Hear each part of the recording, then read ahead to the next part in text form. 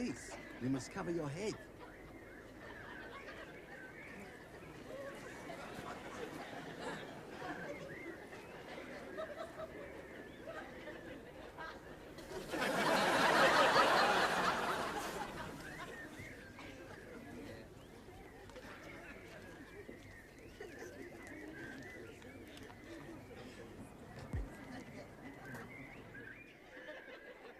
I wish you long life.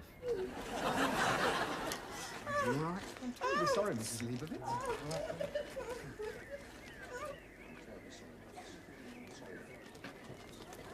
That was a clever thing to do to a woman in Mrs. Leibovitz's condition. I'm sorry. So what do you want, another funeral?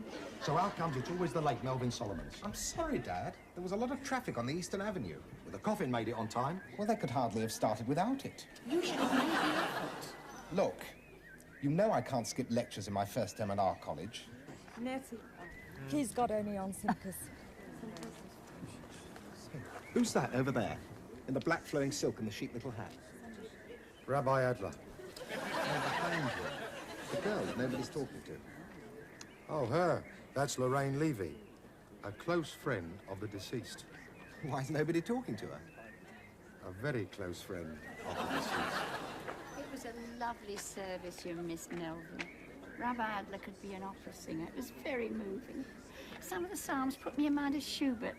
I remember you telling me, Harry, how Monty, God rest his soul, adored Schubert. What's she talking about? Monty was tone deaf. What he adored was sherbet. He couldn't get enough of it. Fountains, dips, flying saucers. So Monty Leibovitz must have died happy. Well, what do you think? You should be ashamed of yourself. The two of you, talking like this on the grounds.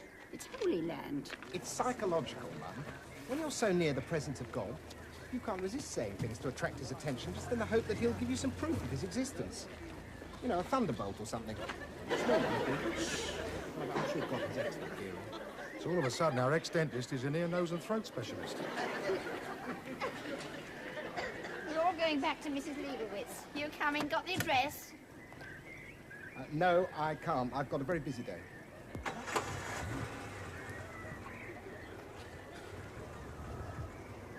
See you later.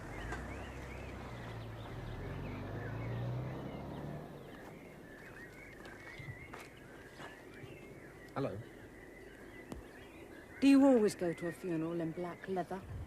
Only if it's an Orthodox Levaya. For liberal or reform ceremonies, I wear a wetsuit. Melvin Solomon's. Lorraine Levy. Didn't they tell you to keep away from me? So I suppose you're not going back to the Leibovitzes? Me? The family would rather invite Colonel Gaddafi. Can I, offer you a lift?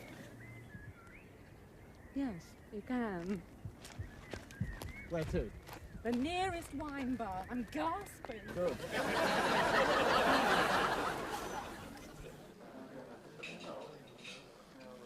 So, did Monty's wife know that you were... She had no idea. How can I put it? trying the glass? If he had told his wife he was having an affair, she would have sat down and started writing out the guest list. Not that there would have been many guests, because Monty Leibovitz, and I know I shouldn't speak ill of the dead, was a cheapskate. He never took me anywhere nice, never to the theatre or nice restaurant. I always hoped that just once we'd spend the night in a 5-star hotel, like the Hilton or the Savoy or the Ritz or the... Inn on the Park. He wanted to, but you can never get the grass stains off your skirt. Instead, we used to, you know, on the factory floor. The floor? A figure of speech. Monty was in beds. And you were with him? I was on the payroll as a product tester. Ah, a sleeping partner. Do you know he had the nerve to claim me against tax? I suppose you got to make allowances? The Inland Revenue did. So, I suppose you're not going to work there now? The brothers made me redundant at the graveside. They laid you off? No, only Monty laid me off. The brothers gave me the sack. So what do you do? I'm an acolyte of the Temple of the Artistic Muse. That's nice. What is that exactly? I'm an art student at the Poly. Your age? Well, I used to be a dentist, but I wasn't satisfied, so I'm starting again. You gave it up completely? But dentists do very well. Well, I still do a Saturday morning session to pay my college fees. You have your own patients? No, I sort of fill in. So, what does your wife say about it? Oh, I'm not married. I live with my parents. I couldn't afford to keep my flat on. I live with my parents, too. Monty kept promising to set me up in a bijou little flat. But like everything else. So, you're not married. Are you gay? What are you doing tonight? That depends. My parents are going to a dinner dance tonight. See you at 8 o'clock. Nettie, can you turn that down a little, please? I can't hear myself peel. Where's your soul? That's a good question, seeing I'm 53. What's that got to do with it? Well, Monty was 53, and Monty is gone. Shouldn't you be going? Well, that's very warm and loving, I must say. I'm in over to the Leibovitzes for prayers. Look, can I finish my meal first? I'm not getting any younger, and my stomach is the same age as I am. Age is immaterial, Dad. You're in good shape. Monty was 5'5" from head to toe and from side to side. The boy's right. Monty was always worrying. He took no exercise, he ate too much, he drank too much. There was something else he did too much for a man with his blood pressure. She had a liberty turning up at the funeral, Monty's fancy woman. Why, what did she do? She killed him. Oh, you make her sound like a plague. A plague's too good for her. Melvin, you keep away from her. Mum, I'm a grown man. I'm 27. Mind you, I got to admit she looked very fetching in that dress. I think it was one of mine. Harry, can't you forget, just for once, you're in the gown business? What about the Taurus and misery she brought that family? Look, you can't say it was entirely her fault. It takes two to tango, you know. I got the impression that their relationship went beyond Latin American dancing. She wasn't just doing the boss a nova. She was doing the boss a favour. Anyway, the brothers have thrown her out and thrown her onto the street. She should feel at home there. Look, let's give the girl the benefit of the doubt. She just got into something that was too big for her. Yes, like one of Monty's king-size beds. Really? Right. You ready, Melvin? Ready for what? To pay your respects to Bessie Leibovitz. Remember, the widow? I paid my respects at the cemetery. Yes. He turns up looking like something out of Star Wars, and he calls that respect. Our son, our father. I can't come tonight. I've got a previous entanglement. Can't you get out of it? Yes, I mean, what are the others going to say when we turn up without you? Why are you getting so agitated? They're in mourning all week. I'll go tomorrow, I promise. But tonight's the first night. Oh, I'm sorry. I had no idea. I thought you were just going round to say prayers and eat cheesecake. I had no idea it was the gala premiere performance. I look out for Milton Schulman's review in tomorrow's Standard. You shouldn't mock the dead. Oh, Mum, that's a terrible thing to say about Milton Schulman. We'll say a prayer for you tonight as well.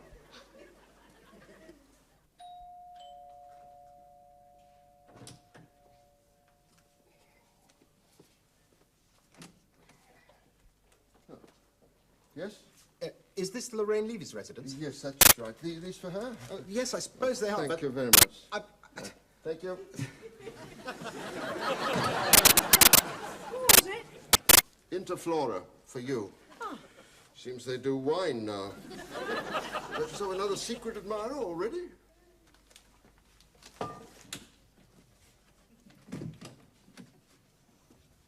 Hello, Melvin. Hello. Oh, Dad, this is Melvin. I told you about him, the artistic dentist. Well, if you only met him today, what's he doing undressing in my hall? So what do you call this? We're supposed to be at Marble Arch in 15 minutes. Marion, it's not the minicab driver. It's Lorraine's new young man. Oh, pleased to meet you. Stanley, ring the dispatcher again. What's the point of owning a fleet of minicabs if you can't get one yourself? I gewalt! Take the jewellery. Only spare my little one. Marion, keep calm. So what kept you, Byron? I'm sorry, Mr. Levy. It's the police. They pulled me in again. Were you speeding? Mr. Levy, you know I don't take drugs. Mind you, they confiscated my Hermesitas for analysis. It's here to see a Schwarzer driving a nice car. Don't tell me. I'm a minority group, too. Have a lovely time, Daddy. Shall I wait up for you? She'd better. You'd better. You better. They're all the same. Who are? Jewish parents. Do you suppose they're all secretly cloned in the chief rabbi's laboratory? I love my parents. I love mine too. I just don't understand where they get it from. Not from me, I can assure you.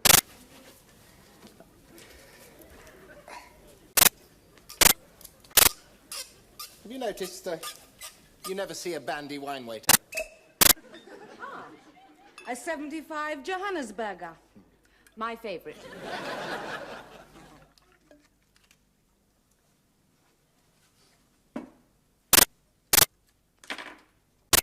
Do you like Sergio Mendes? Love it, but I've just eaten.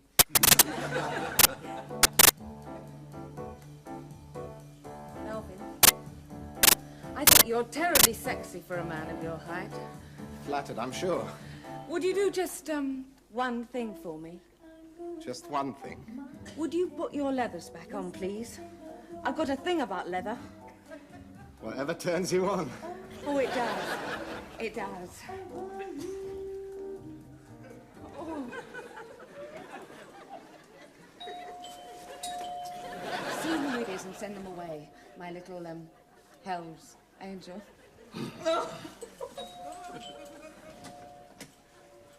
Mr. Levy? No. Sorry, Melvin Solomon's actually just visiting. Never mind. Thank God you'll do. I want you to come up to number 23. We need a 10th man. Why? To make up a minyan. What's that? A minyan. A minyan is 10 Jewish adult males, which makes up a quorum for prayers. Monty Leibowitz died yesterday, so we're in his widow's flat. And want to say Kaddish for him while it's still fresh in our memories. Monty Leibowitz lived here? Certainly lived here. What do you think? They should put up a blue plaque? So you knew Monty? Oh, no, of course not. I'm not Jewish. Oh, with a name like Melvin Solomon? Oh, I'm sorry. My father's Jewish, but my mother's an O'Reilly. My uncle's a cardinal. Oh, well, in that case, sorry to bother you. Come on, Melvin, I'm getting lonely. You'll excuse me. I understand. I wish you long life. I've had a long life. Please God, I should go the way Monty did.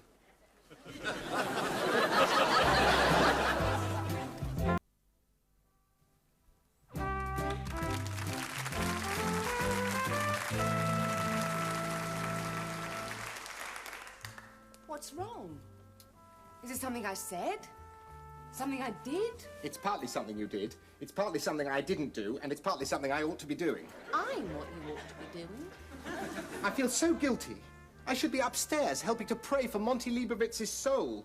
Instead, I'm down here contemplating intimacy with his... What a nerve! Look, don't do me any favours. Why didn't you tell me that you lived in the same block as the man I killed. I know that's what they're saying.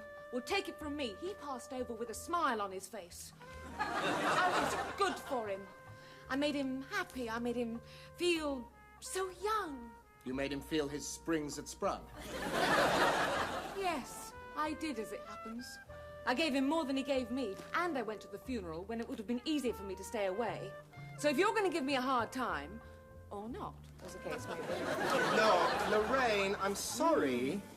It's just that Jewish people learn guilt the way that Gentiles learn to ride a bike. You start when you're young and you never forget. I'm sorry. Did I already say that? Probably. You know, you're very beautiful. I know. You have the skin of a Botticelli virgin. So, what does Botticelli know? What have you got on? Not a great deal. I mean your perfume. Surrender by Mussolini. You smell really macho. It must be the two-stroke mixture I spilt on my leathers. Two-stroke. Love it. Let's dance.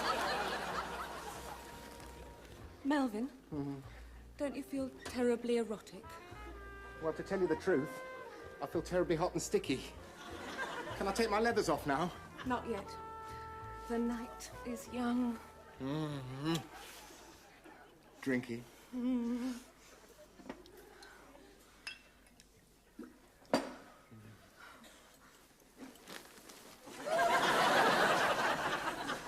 I'm sorry. My parents' sofas have backs. You don't like this flat, do you? No. No, it's very opulent. It was furnished and decorated by experts. Yes, but experts in what? Let me tell you, my father worked very hard to pay for this flat. It cost a lot of money. Unfortunately, money is no guarantee of taste. I don't understand you. I invite you round for a romantic evening in, and if you're not criticising me, you're criticising my home. What's wrong with it? My cousin Ronald's a dental surgeon, and his house is exactly like this. Yes, but I'm not a dentist. Not exactly. I'm an aesthete. So, you put people to sleep for a living. Big deal. No, an aesthete, an artist, a creature of the spirit. Then you should love this room. It's full of antiques. They're not antiques. They're reproductions, and not very good ones. Are you sure? Of course. For a start, they didn't have Draylon in the 18th century. And for another thing, they didn't cover their furniture with plastic. Has it just arrived, or have you been keeping it in the freezer? Plastic keeps things clean. But Lorraine, it's uncomfortable. I mean, are you sure your parents own this place, or are you just squatters in the show flat? This is our home, for heaven's sake. And personally, I like plastic. At the factory, Monty's mattresses were always wrapped in plastic to protect them. I dare say they needed the protection. Look, Melvin, you're very welcome to go if you don't like it here. Oh, Lorraine. Lorraine. I'll be up front with you. I'm not crazy about your parents' flat. On the other hand, my parents' taste is worse. Is that supposed to make me feel better? On the other hand... How many hands you got? You'll find out. As I was saying, there's one thing here that I like a lot. You. Really? Would I lie? Dance with me some more, then. Oh, I'd love to. But my leathers have formed an airtight seal with this plastic. I could be stuck here for life. Well? No, Rabbi. You mean to tell me that in a block of 24 luxury mansion flats on the St. John's Wood borders, you can't find a single Jewish man? I don't know. When you went to the lobby, a waft of chicken soup fills the air. I've tried every flat. I felt like a Jehovah's Witness. Thank you. Well, strictly speaking, you were. Listen, the nearest I came was a bored Iranian in flat 5. He offered to bluff it out. So what are we going to do with all the food? As it is, there's a concert on Radio 3. I'm missing Isaac Stern. So are we. Isaac Stern is a great musician. Well, he can help us make up a minyan, couldn't he? Look, Rabbi, I don't want to be disrespectful, but there's snooker on TV at 10:30. I mean, if we don't get started You soon... haven't got the video. I have. Listen, can't we make an exception and get Stan Levy from downstairs? Considering it was his daughter. I tried the Levies. It wasn't in. Just the girl with her Catholic boyfriend in black leathers. She didn't waste much time, did she? Mind you, he turned out to be half Jewish on his father's side, but his mother was Irish. Fancy having a cardinal as an uncle with a name like Melvin Solomon.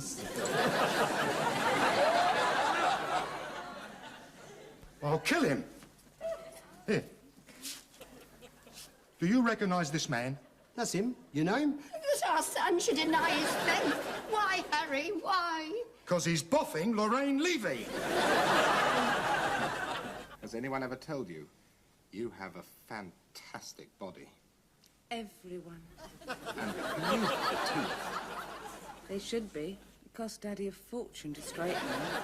And the most adorable little nose. That cost Daddy a fortune to straighten, too. It was money well spent.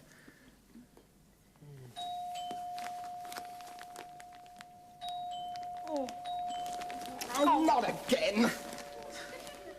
Don't go away.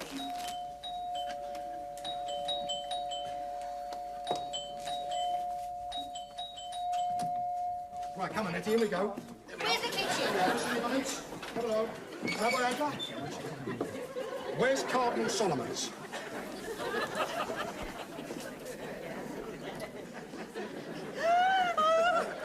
Now look what you've done. It's her home. Who asked you, Cardinal? What the hell are you all doing down here? Well, I'll tell you, Lobbus, because you wouldn't come up to us, we've come down to you. I've heard of the mountain coming to Mohammed. Please, we don't need that sort of talk.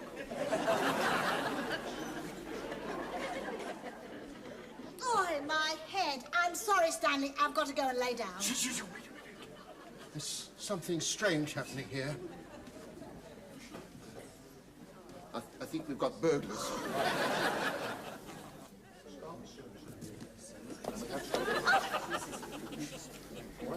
I better go and help in the kitchen. Page 99. Yeah, didn't we meet at the Cohen-Gradowski wedding? Yes, that's right. Tell me, how's the rag trade these days?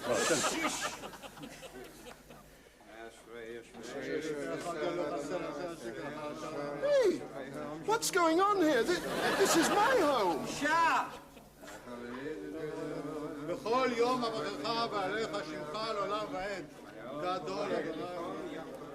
I'm sorry, Lorraine.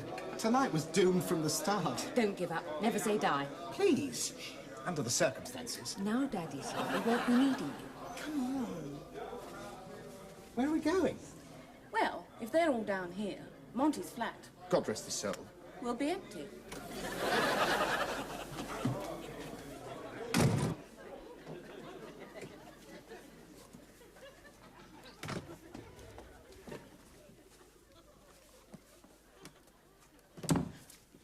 No.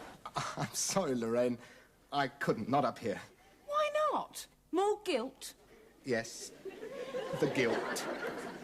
And the Draylon, and the onyx, the ornaments, and the green lady, and the plastic pineapple ice bucket.